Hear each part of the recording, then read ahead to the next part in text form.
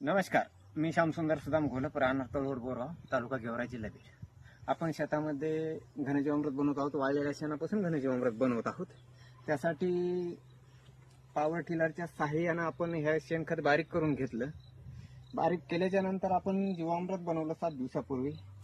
ते जीवामृत आज टाकण्याचा कार्यक्रम चालू आहे आणि हे असे खड्डे बारीक कडू करू 1 ते 1.5 फुटावर खड्डा करून त्यामध्ये जीवामृत आपण टाकलेलं आहे. हे बनवत असताना आपल्याला एक काळजी घ्यायची, म्हणजे ती सावली असायला पाहिजे घनजीवामृत बनवताना.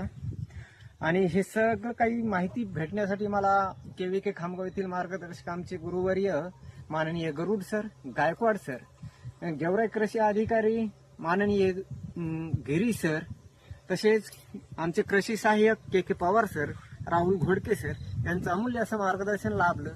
त्याबद्दल त्या सर्वांचे मी आभारी आहे. आणि बहुतांश शेतकऱ्यांनी, जास्तीत जास्त शेतकऱ्यांनी असं घनजीवामृत बनवून आपल्या शेतीसाठी उपयोग केलाच पाहिजे, हे मी आपणास विनंती करतो.